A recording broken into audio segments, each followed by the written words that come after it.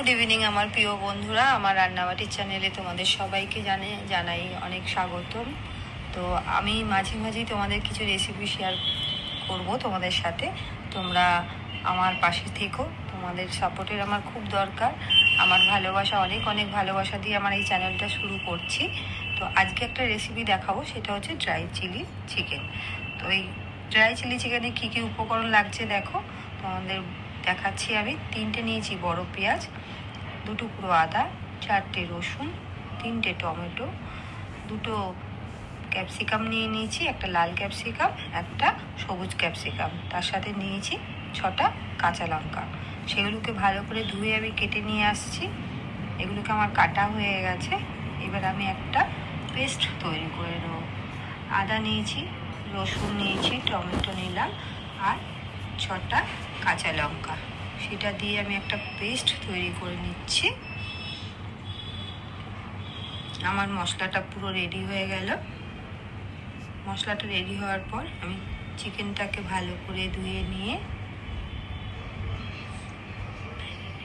Marinate করব। এবারে চিকেনটার মধ্যে 1 চামচ লবণ, 1 চামচ গোলমরিচের গুঁড়ো, 3 চামচ দিচ্ছি আদা রসুন লঙ্কা টমেটো বাটা, তার মধ্যে নিয়ে নিলাম 2টো ডিম ফাটিয়ে,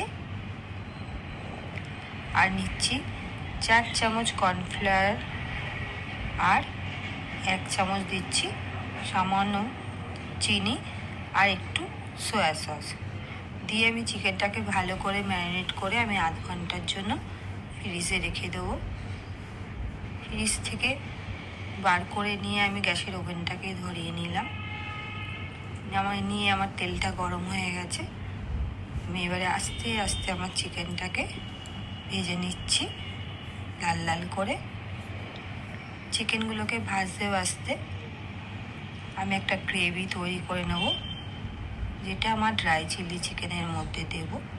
একটা বাটির মধ্যে নিলাম 1 চামচ লবণ, 1 চামচ গোলমরিচের গুঁড়ো, 1 চামচ লঙ্কার গুঁড়ো, 3 চামচ নিচ্ছি টমেটো সস,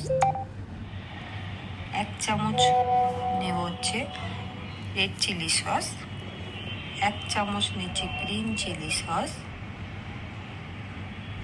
1 চামচ নেব চিনি, আর তার মধ্যে নেব 2 চামচ সয়া সস দিয়ে আমি গ্রেভিটাকে রেডি করে নিয়ে, আমার তেলটা গরমে ছিল, তার মধ্যে আমি আমার পেস্টটা ঢেলে দিলাম। আদা রসুন কাঁচা লঙ্কা টমেটো পেস্টটা দিয়ে 2 মিনিট কষিয়ে নিচ্ছি।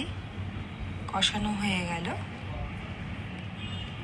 তার মধ্যে আমি দিয়ে দিলাম কাঁচা পেঁয়াজটা দিয়ে 2 মিনিট কষিয়ে নেওয়ার পরে আমি দিচ্ছি তোমার টমেটো আর রেড বেল পেপার আর গ্রিন রেড পেপারটা দিয়ে 5 মিনিট মতন ভালো করে কষিয়ে নিয়ে আমি যেই পিউরিটা বানিয়েছিলাম সেই পিউরিটা ঢেলে দিলাম।